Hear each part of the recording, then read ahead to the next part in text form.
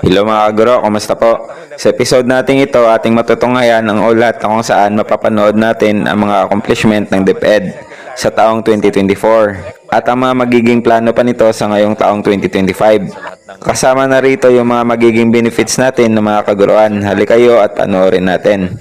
Ano yung masasabi niyong milestones or major achievements nung umupo po kayo sa DepEd? Well, bagamat siguro nakalimang buwan tayo sa 2024 dahil na-appoint tayo ng kahulihan na ng July 2024, masasabi ko dahil sa tulong at suporta ng ating mahal na Pangulo, marami pa rin tayong nagawa na palagay ko ramdam ng ating teachers, ramdam ng ating mga estudyante. Palagay ko isa dyan yung tinatawag na expanded career progression ng mga teachers. Anong ibig sabihin yan? Yan yung gumawa tayo ng career path para sa ating mga teachers. Dahil ang nangyayari, naha-hire po ang teacher 1, Teacher 2 siya ng 10 to 15 years, hindi siya na-promote ng Teacher 3 at 4 dahil walang mga posisyon doon, hindi nababakante yung mga item. Ang nangyayari dyan, nag-aalisan yung ating mga teachers. Nare-recruit silang English teacher or domestic helper sa Hong Kong dahil mas mataas pa ang sweldo. So ngayon, sabi ni Pangulo, ayokong may nagre-retire. Sa kanyang SONA, sinabi niya, ayokong may nagre-retire na Teacher 1. So ngayon, gumawa tayo ng posisyon, Teacher 4, Teacher 5, paangat, na kung saan yung mga teachers, mas mabilis ang kanilang promotions. At pag mabilis ang iyong promotion, alam natin, mas mataas din ang inyong sweldo. So nabigyan ng sigla, nabigyan ng pag-asa, at pinuri ng mga teachers groups itong kilos ng ating mahal na Pangulo na i-prioritize sa mga teachers. Kung naalala nyo, sabi niya, teachers, yan ang puso, yan ang pundasyon ng ating educational system.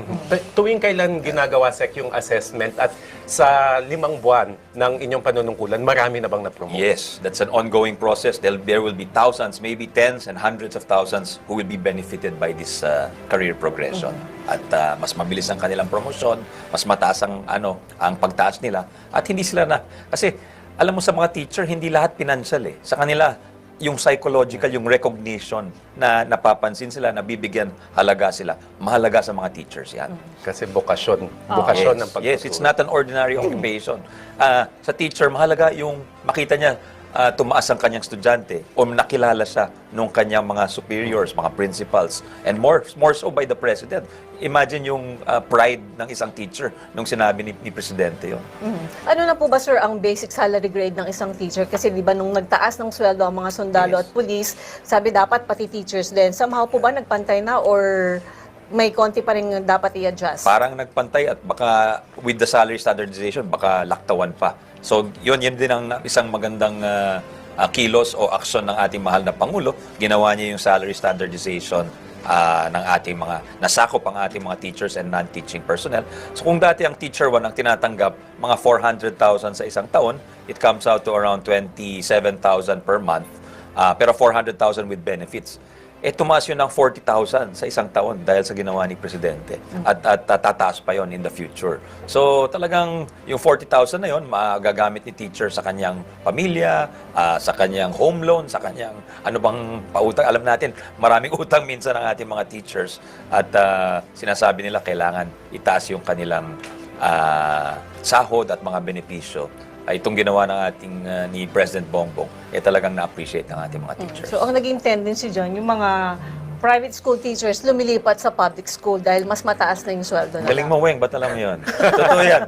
Pagka umiikot tayo, especially sa probinsya, dahil sa Metro Manila, medyo patas pang laban. Pero pagpunta mo sa probinsya, in fact, ang pakiusap ng ibang private school, sana huwag na tayo magtaas ng sweldo dahil nawawala yung mga teachers namin.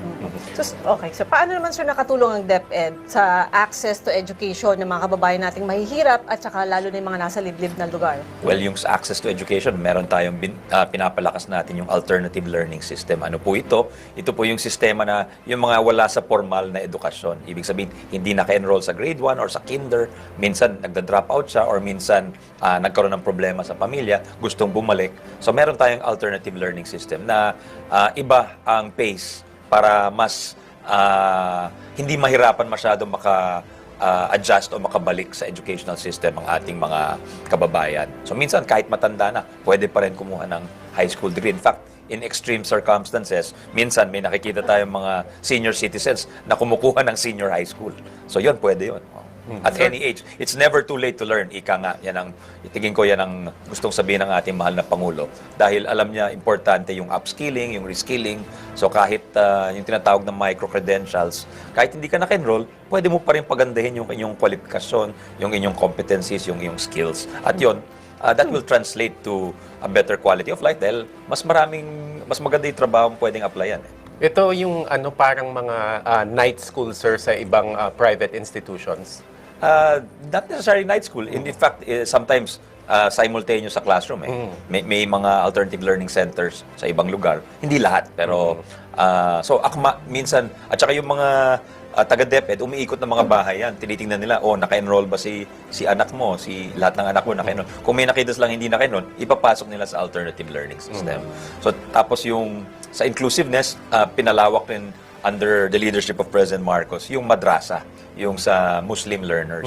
So it's to make our system more inclusive, tinaas natin yung allowances ng ating Muslim or madrasa teachers. At as little as 5, kunyari may 5 mga bata, 5 bata na Muslim na gustong maturo, papadala na namin ng teacher at yun ay considered teacher na under the DepEd, entitled to an allowance at pwede nang magklase. Paano naman natin in-address, sir, noong 2024 yung kakulangan naman sa classrooms and facilities? Well, yan ay isang tuloy na hamon, pero ang ginawa, ang nakita ni Presidente dyan, parang pagtuloy tayo sa allocation ng every year's budget, kung saan binibigyan ng ilang bilyon ang departamento, we cannot make significant progress towards closing the classroom gap. Kaya ang pinopursue natin ngayon with the support of the President is yung public-private partnerships or PPPs. At dito, ifa-front load natin yung construction. Dahil sa isang taon, parang in 2024, ang nagawa lang is 2,000. So pag gumagawa lang tayo ng 2,000 to 5,000 every year, yung backlog mo is over 100,000. Hindi mo mahahabol yon kahit 20 taon, kahit 30 taon, hindi mo mahahabol yon. Dahil yung populasyon mo nagdadagdagan. So kailangan ngayon, kumuha tayo ng malakihang proyekto and that is through the public-private partnership. Isama natin yung private sector at to be paid over, parang in-amortize mo yung payments. Nakukuha mo yung benepisyo ngayon, pero yung payment mo over time. Kamusta ang response, sir, ng private sector? Very good, very good. Kasi nagawa na nito isang dekadang nakaraan at may nag-participate na mga pribadong kumpanya at napabilis or na-close yung classroom gap. Unfortunately, since then, hindi na ulit yon. So, binubuhay natin yon under President Marcos at palagay ko makakahabol tayo rito. So sir, mula doon mo po kayo last year, ilan na po yung classroom na naabutan ninyo na pinapagawa at yung nagamit na, tsaka ano po ba yung ideal para sa isang classroom setting? Ilan yung ratio ng estudyante at tsaka guro? The year started out slow, no? Pero I think we finished 2,000 plus by the end of 2024 at binibilisan natin yan. Ang ginagawa rin natin is early procurement. Ibig sabihin, hindi pa pasa yung budget, naghahanda na kayo. Hindi nyo na lang ina-award yung kontrata. Pero pag na-approve na yung budget, award mo yung kontrata, January pa lang, pwede mo nang umpisahan yung construction. Minsan kasi hinahantay talaga. So, nadatenga yung proseso. Nung bago magtapos ang 2024, sir, nagbigay ng instruction ng Pangulo sa DBM at DepEd na magtulungan para magbigay ng service recognition incentive sa ating public school teachers. So, ilan po yung nabigyan at magkano po yung natatanggap? Well, for the first time ang maximum set kasi by the DBM is 20,000. So, for the first time sa kasaysayan po ng DepEd under President Marcos, nabigay yung full 20,000 SRI to over 900,000 employees of DepEd. Not only teachers, pati non-teaching personnel. Tuwan-tuwa po sila at palagay ko very grateful sila sa ating mahal na Pangulo. So sir, ano naman po yung konkretong programa ng DepEd para naman sa literacy rates ng ating bansa? Well, may bagong batas dyan, Weng at Joey, yung Aral Law na pinirmahan ni Pangulong Marcos bandang November or December. Ito ay parang tutoring na magfo-focus sa mga behind yung mga students na naiiwan. Kumbaga, nag-aaral sila grade 1 pero yung comprehension or yung literacy or reading level nila ay nasa mas mababa pa sa grade 1. Entitled sila na pumasok sa tutoring. Or actually, hindi entitled, required sila na pumasok sa tutoring.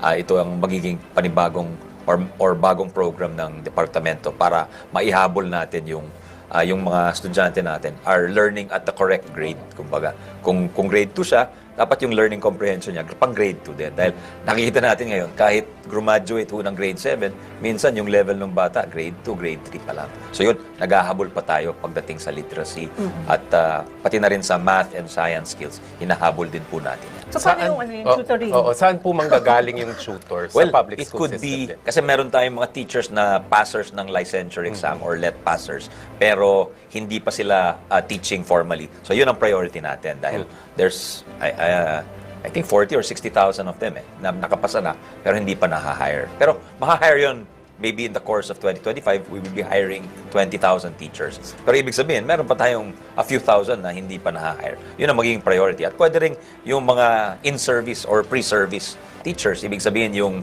kumukuha ng kurso ng edukasyon, part of their practicum will be teaching children. Kasi yung tinuturo naman nila, hindi yan highly specialized. Very basic skills yan. Na kaya kahit college education major, pwede niyang ituro yan. So, sa school manggagaling po yun? Opo. At opo. gagawin po yun every after class? In the schools, yes. Tapos sir, pwedeng part-time employment or kung practicum walang... It's usually per hour yata ang bayad dyan. Pagka ganun, parang tutor talaga siya. So, yung babagsak yung salary grade niyan or allowance lang kapag ka OJT? Allowance lang siguro yun. Kasi it's in addition to whatever they're doing. Paring ano siya, may iba siyang trabaho pero yun ang gagawin niya. Former teacher siya, pwede rin. Retired teacher, pwede rin siya maisama doon. Oo. So, Pero yung regular teacher doon, pwede rin silang kumuha. Rumakit. Oo. pwede rin sila pero hindi sila pwedeng pilitin kasi may Magna Carta of public school teachers ho tayo. Kung mag-volunteer sila, pwede. Volunteer, And they'll be hindi. entitled, Walang extra pay Hindi po. pwede silang pilitin na magturo beyond a certain number of hours kasi syempre yung quality of teaching at saka yung effectivity nila maapektuhan din. Perennial issue, Sec, yung bullying. So ano po ang ginawa ng kagawaran para ma-address ang issue na to? Well, ngayon gagawin namin is i-revise namin yung IRR or implementing rules nung bullying law. Ako din po yung gumawa ng anti-bullying law nung ako'y kongresista pa, 2012 or 2013. At ngayon, parang 10 years old na yung, or 11 years old na yung IRR niya. Kailangan na repasuhin natin na siguro mas maging masinop tayo sa pagbantay ng mga bullying incidents dahil nakita natin kahit isang dekada nang nakaraan, hindi lahat ng eskwela may anti-bullying policies. So we'll really make sure all schools have policies against bullying. Ano sa tingin niyo, sir, yung kailangang baguhin para mas mabigyan ng ngipin itong anti-bullying? Nakita natin effective at pinapayo ng mga eksperto, hindi lang yung pagpunta sa guidance counselor. Alam natin may kulang tayo sa, hindi lahat ng schools may mga guidance counselors. That's a separate problem. Pero yung peer review, ibig sabihin, yung tumutulong sa mga bata na nabully or nambubully, yung mga kasamahan din nila. Maybe kasama sa eskwela, a few years ahead of them, or yun ang pagbibigay ng advice sa isang nabully.